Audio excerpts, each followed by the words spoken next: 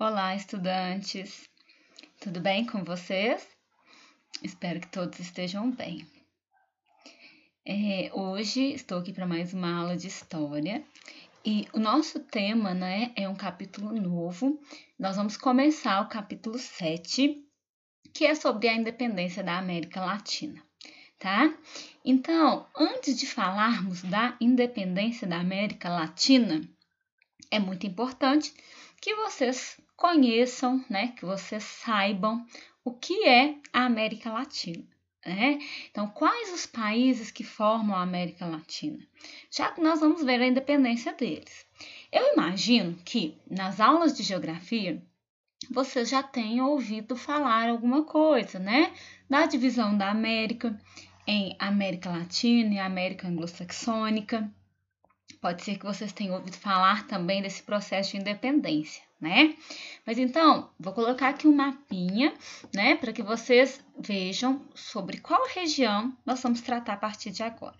Bom, essa aqui, é a América Latina. Por que nós chamamos de América Latina? Porque eu acredito que vocês já ouviram falar nisso, mas de saber o porquê. Então, olha, a América toda, ela acaba sendo classificada em América Latina ou América Anglo-Saxônica, que é a parte que viria aqui, mais ao norte, que corresponde aos Estados Unidos e ao Canadá, Então, essa parte anglo-saxônica, justamente porque a língua deles, ela tem, uma origem que é anglo, E no caso nossa, a língua tem a origem que é do latim. Então, é por essa razão que a gente tem essa denominação. Além disso, nós conseguimos observar que na América Anglo-Saxônica, que seria a parte norte, a condição econômica, o nível de desenvolvimento social, o nível de industrialização, qualidade de vida, é mais avançado do que na América Latina. Então, nós guardamos algumas características semelhantes, Os países da América Latina, eles têm algumas semelhanças, assim como os países da América Anglo-Saxônica. Só que hoje nós vamos pensar a respeito do que faz com que esses países sejam semelhantes. Então, para a gente citar aqui, nós temos Brasil, Uruguai, Paraguai, Argentina, mais ao norte nós temos México, nós temos algumas ilhas, como Cuba, Haiti, que também fazem parte aí da América Latina, mas aqui na parte central, nós temos Costa Rica, Nicarágua, Panamá. Então, vejamos, isso que está aqui no mapa é a América Latina.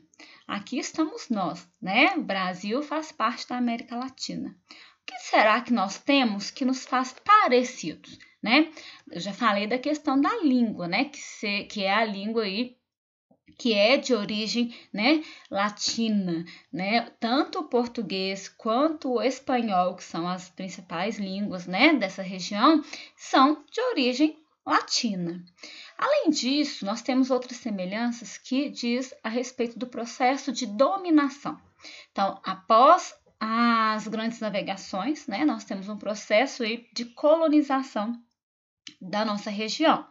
Então, todos esses pequenos países que vocês veem aí, e o Brasil, todos foram colonizados pelos europeus, Mas quem colonizou qual região, Vou colocar aqui outro mapinha para vocês.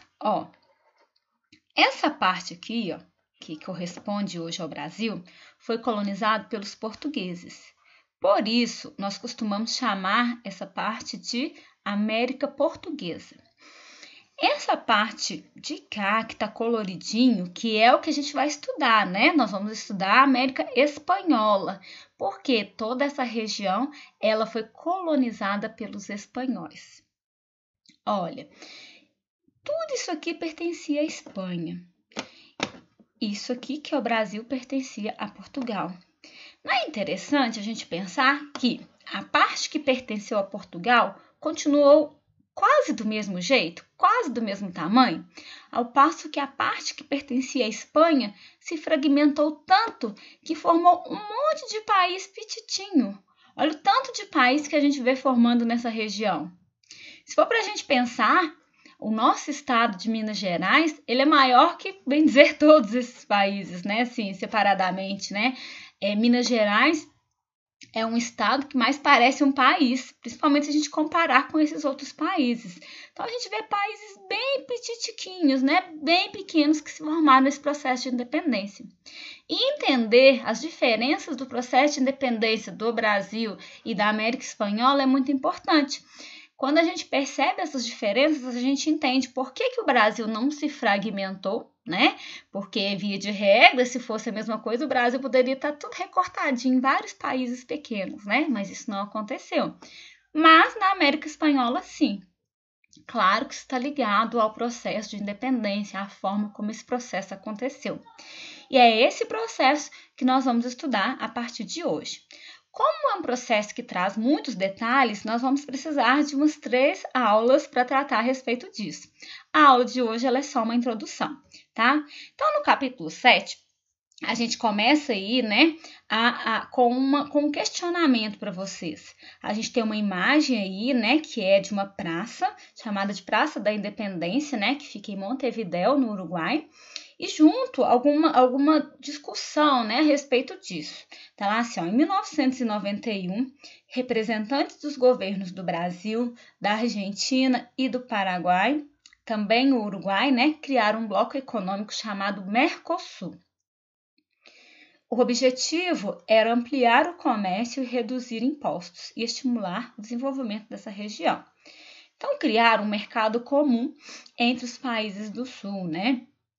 Esses países que foram citados aqui, né, Brasil, Argentina, Uruguai, Paraguai, né, eles passaram a comercializar entre eles, né, tirando aí os impostos e as dificuldades, né, de uma região para outra. O Mercosul não foi a primeira tentativa de criar uma unidade entre esses países, né, entre os países que formam a América Latina. No século XIX, as lideranças que deram, né, sequência, que deram início e sequência, né, ao processo de independência dessas regiões, algumas lideranças defenderam uma unidade desses países, né, defenderam que deveria se formar uma única nação aqui. O projeto não se realizou, como nós podemos ver bem no mapa, né, não realizou, a gente está vendo aí os vários países, mas a gente vai estudar, por que será que essa região não se tornou uma única nação, como aconteceu com o Brasil, né? Nós vamos ver. O livro coloca uma questão para vocês. Além do Mercosul, que outro bloco econômico você conhece, né? Você já ouviu falar de bloco econômico? Já na aula de geografia, né? Já conversaram a respeito de algum bloco econômico? Depois de refletir, né, de pensar a respeito desses blocos econômicos, né, que aí vocês podem até depois, na hora de responder as atividades, né, se vocês quiserem falar se conhecem, qual conhecem, vocês podem me mandar também. Nós vamos estudar um pouquinho o contexto, né, o que estava acontecendo antes desse processo de independência. É importante a gente pensar que no final do século XVIII e início do século XIX, a gente tinha muitas contradições entre a colônia e a metrópole, né? E essas contradições, elas cresceram muito, gente, estavam ficando difíceis, né? Então, começa a haver aí algumas divergências. A colônia é o lugar que é dominado, né? Que é explorado.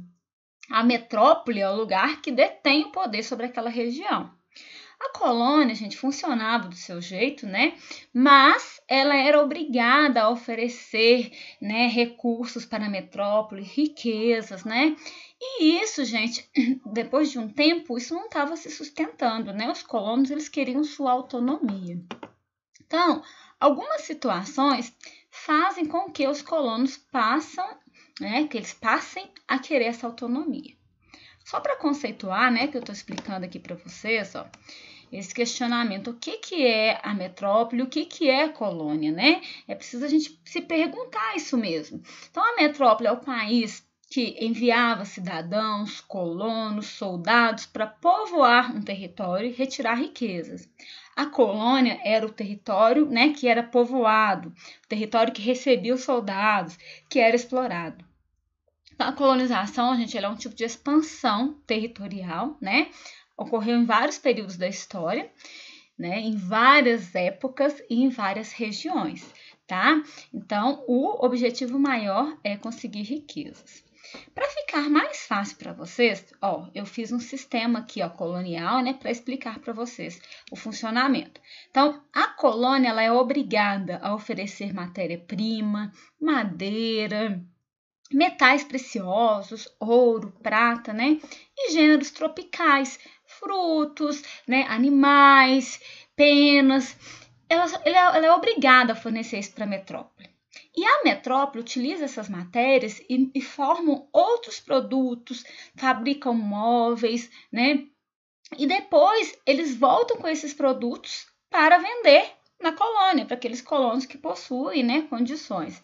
Então, a gente percebe, né, que a metrópole ela ganha duas vezes, porque ela consegue de uma maneira barata, né, os produtos, e depois ela ainda vende coisas caras para a colônia. E a colônia tem escolha? Vocês devem estar se perguntando, né? Não. Infelizmente, a colônia está dominada. Então, ela acaba não tendo, né, como definir isso. Qual seria a maneira de a colônia se livrar dessa dominação? Com o processo de independência, tá? Somente com o processo de independência que vai acontecer essa libertação da colônia. E esse processo, como eu falei, a gente vai estudar nessas aulas deste capítulo. Então, como nós podemos ver um pouquinho na ilustração desse mapa aqui, né? Observe que ele pega mais a parte da América Espanhola, que é a parte que era colonizada pela Espanha, né? E ele vai dizer justamente dessa questão, né, do processo de colonização. As colônias ofereciam à Espanha, né, que fica nessa região aqui, as riquezas através do pacto colonial. Entretanto, durante o século XVIII, esses laços que existiam entre colônia e metrópole, eles se afrouxaram. E por que será que se afrouxaram? Como que eles se afrouxaram? Quem é que permitiu esse processo aí de libertação dessas colônias? Quem tomou frente? Como foram as lutas, né? É isso que a gente vai estudar, tá? Esse pacto colonial que está falando aqui, ó, é exatamente o que a gente chama de sistema. Ah, Vivi, mas por que você colocou o sistema colonial e não colocou o pacto? Porque, embora a gente ainda encontre em muitos livros a palavra pacto colonial, pacto dá a ideia que duas partes fizeram um acordo, né? Eles pactuaram, entraram no acordo. E nessa questão aqui não é o que acontece. As duas partes não entraram no acordo. Uma parte, que é a metrópole, se impôs para a outra parte, que é a colônia, né? E eles tinham exclusividade com as relações econômicas nessa colônia. Então, não é algo que a colônia escolheu. Então, muitas obras já vêm utilizando o termo sistema colonial em vez de pacto, para falar a respeito disso, né? Que não é de comum acordo. Pessoal, então nessa aula de hoje é sobre o contexto anterior a esse processo de independência dessas colônias, tá? Na próxima aula nós vamos falar diretamente o que foi acontecendo em cada um dos países, tá bom? Então, vou deixar uma atividade para vocês do livro, página 96, vou deixar escrito separadamente, tá? E na próxima aula a gente faz a correção e continua o nosso assunto aqui, tá bom? Beijão e até mais!